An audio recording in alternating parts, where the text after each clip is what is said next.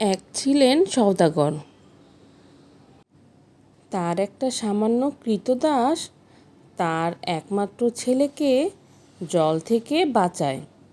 সওদাগর খুশি হয়ে তাকে মুক্তি তো দিলেনই, তাছাড়া জাহাজ বোঝাই করে নানা রকম বাণিজ্যের জিনিস তাকে বকশিশ দিয়ে বললেন,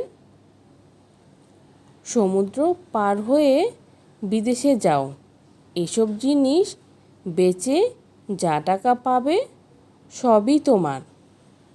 মনিবের কাছ থেকে বিদায় নিয়ে সে জাহাজে চড়ে রওনা হলো বাণিজ্য করতে। কিন্তু বাণিজ্য করা আর হলো না। সমুদ্রের মাঝখানে তুফান উঠে জাহাজটি ভেঙে চুরে জিনিসপত্র, লোকজন কোথায় যে ভাসিয়ে নিল তার আর খোঁজই পাওয়া গেল না। ক্রীতদাসটি অনেক কষ্টে হাবুডুবু খেয়ে একটা দ্বীপের চড়ায় এসে ঠেকল। সেখানে ডাঙায় উঠে সে চারিদিকে চেয়ে দেখল, তার জাহাজের চিহ্ন মাত্রই নেই, তার সাথের লোকজন কেউ নেই। তখন সে হতাশ হয়ে সমুদ্রের ধারে বালির উপর বসে পড়ল। তারপর যখন সন্ধ্যা হয়ে এলো তখন সে উঠে দ্বীপের ভিতরের দিকে যেতে লাগলো। সেখানে বড় বড় গাছের বন, তারপর মাঠ, আর তারই ঠিক মাঝখানে চমৎকার একটা শহর। শহরের ফটক দিয়ে মশাল হাতে মেলা লোক বার হচ্ছে।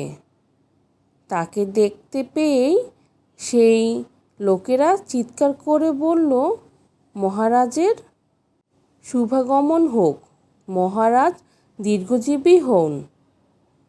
তারপর সবাই তাকে খাতির করে জমকালো গাড়িতে চড়িয়ে প্রকাণ্ড এক প্রাসাদে নিয়ে গেল। সেখানের চাকরগুলো তাড়াতাড়ি রাজপোশাক এনে তাকে সাজিয়ে দিল। সবাই বলছে, মহারাজ মহারাজ, হুকুম মাত্রই সব চটপট কাজ করছে। এসব দেখে শুনে সে বেচারা একেবারেই অবাক। সে ভাবল, সবই বুঝি স্বপ্ন, বুঝি তার নিজেরই মাথা খারাপ হয়েছে, তাই এরকম মনে হচ্ছে। কিন্তু ক্রমেই সে বুঝতে পারল যে জেগেই আছে আর দিব্যি জ্ঞানও রয়েছে, আর যা যা ঘটছে সবই কিন্তু সত্যি। তখন সে লোকদের বলল, এ কী রকম হচ্ছে বলো তো? আমি তো এর কিছুই বুঝতে পারছি না। তোমরা কেনই বা আমায় মহারাজ বলছো, আর কেনই বা আমাকে এত সম্মান দেখাচ্ছ?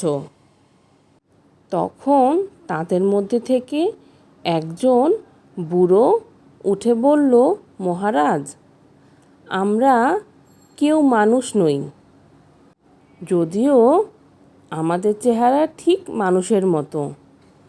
অনেক দিন আগে আমরা মানুষ রাজা পাবার জন্য সবাই মিলে প্রার্থনা করছিলাম, কারণ মানুষের মতো বুদ্ধিমান আর কে আছে? সেই থেকে আজ পর্যন্ত আমাদের মানুষ রাজার অভাব হয়নি। প্রতি বছরে একটি করে মানুষ এখানে আসে, আর আমরা তাকে 1 বছরের জন্য রাজা করি। তার রাজত্ব শুধু ওই 1 বছরের জন্য। বছর শেষ হলেই তাকে সব ছেড়ে দিতে হয়। তাকে জাহাজে করে সেই মরুভূমির দেশে রেখে আসা হয়, যেখানে সামান্য ফল ছাড়া আর কিছুই পাওয়া যায় না। আর সারাদিন হাড়ভাঙা খাটুনি খেটে বালি না খুঁড়লে এক ঘটি জলও মেলে না। তারপর আবার নতুন রাজা আসে। এই রকম ভাবে বছরের পর বছর আমাদের এমনই চলছে।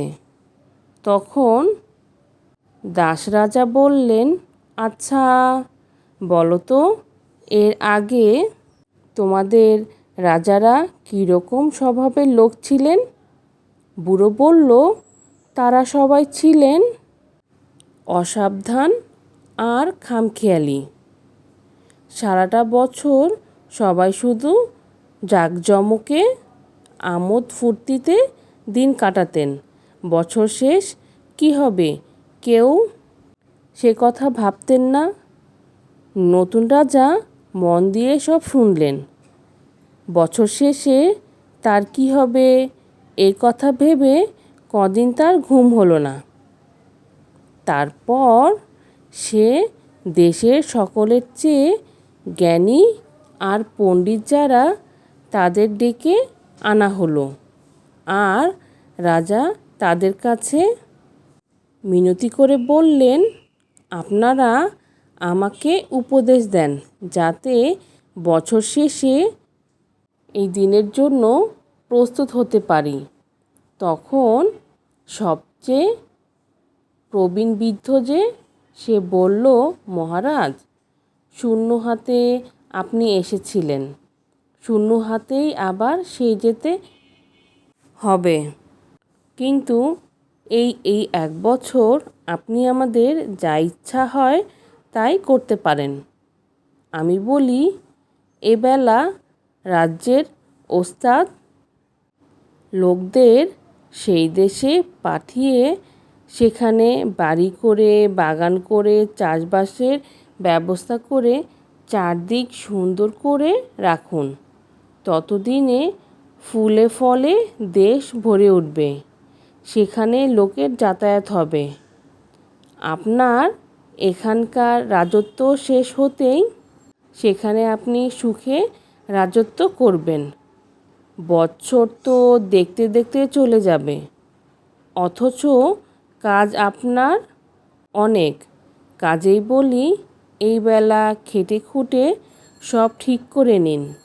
রাজা তখনই হুকুম দিয়ে লোকলস্কর, জিনিসপত্র, গাছের চারা, ফলের বীজ আর বড় বড় কলকবজা পাঠিয়ে আগে থেকে সেই মরুভূমিকে সুন্দর করে সাজিয়ে গুছিয়ে রাখলেন।